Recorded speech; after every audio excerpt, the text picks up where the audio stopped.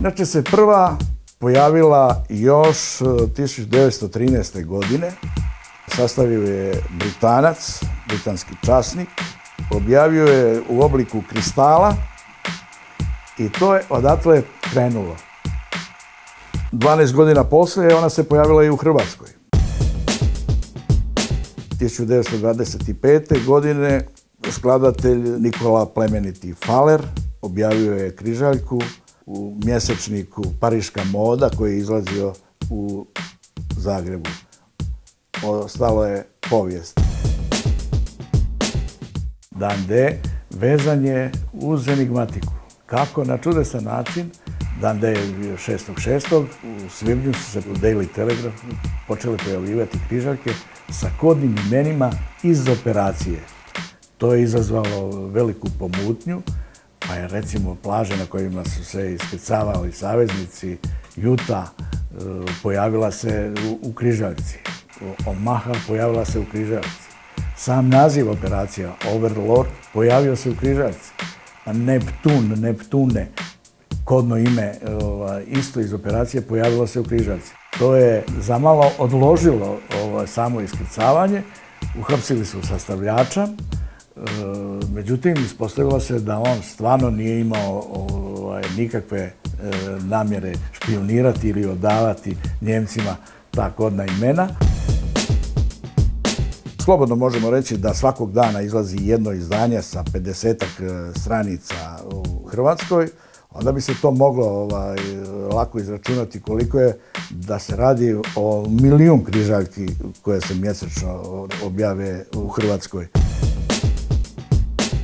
U Hrvatskoj je enigmatika strašno popularna, o tome svjedoče stvarno ovo što sam rekao, tolika izdanja, dnevna izdanja, mjesečna izdanja, godišnja izdanja i tako dalje.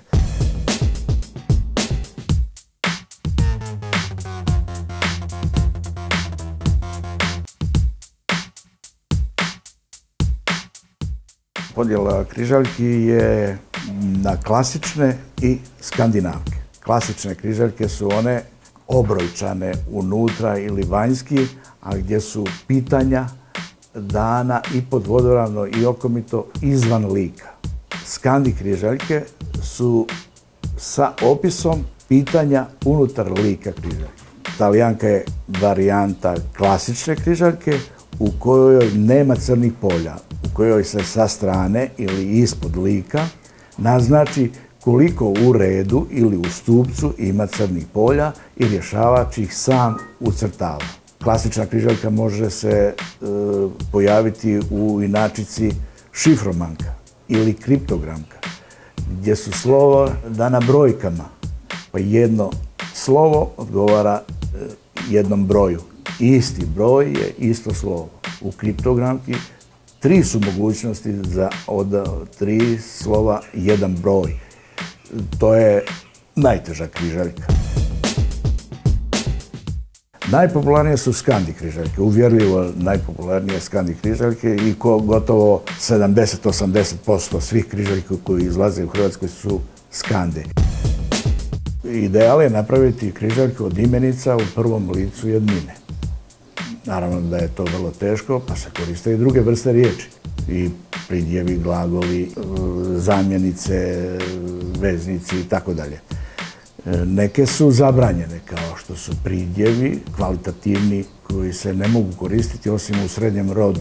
Ne može se napraviti križaljka u kojoj je drven, ortodoksan. Dakle, može drveno, ortodoksno. Samo srednji rod.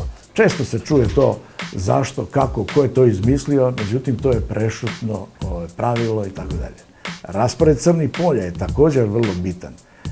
Crno polje može biti i lijevo i desno, ali ne može biti i s jedne i s druge strane slova. Ne ispunjava se osnovni uvjet križanje. Dakle, riječi se moraju križati. Smatra se da dobra križaljka ima do 12% crnih polja. Mi recimo za jutanje imamo graničnu vrijednost od 16 crnih polja. Broj tematskih pojmova u samoj križaljci je od bitne važnosti. Koliko riječi, koliko pojmova moramo ukrižati. Pa je primjerice 1 lako, 2 teže, 3 još teže i tako dalje. A križaljke se naprave i sa 7 i sa 17 tematskih pojmova čak unutra i tako dalje. Ali se ne može napraviti križaljka od svih, cijela križaljka od istih pojmova. Tražimo kako povezati sve ovo. Križaljka mora biti prohodna. Dakle, sve riječi moraju biti povezane. Ako ona nije prohodna, ne valja, nešto u njoj ne valja. Raspored crnih polja mora biti dijagonalan ili na gore ili na dolje, tako da se riječi nižu, povežu u jedan koloplet i to je ono što čini zadovoljstvo kad nižete riječi i vodoravno i okomito, a one padaju i niže i tvore novu riječ i to je jedno stvarno zadovoljstvo koje ja osobno imam kod sastavljanja. Ovo je najteži dio posla, kako završiti križaljku, a da je povezana u svim smjerovima i vodoravno i okomito i tako dalje. Evo da možemo izbrojati crna polja, 1, 2, 3, 4, 5, 6, 7, 8, 9, 10, 11, 12, 13, 14. Dakle, ispunili smo normu. Nakon što je križaljka sastavljena, ja je upućujem kolegi koji će je opisati. Nakon opisivanja ponovno mi je vrati na korekturu, vršimo još jednu korekturu, poslije toga ide grafičaru koji je priprema za tisak. Koja je razlika između optimista i pesimista? Optimist rješava križaljku i sastavlja kemijskom olovkom.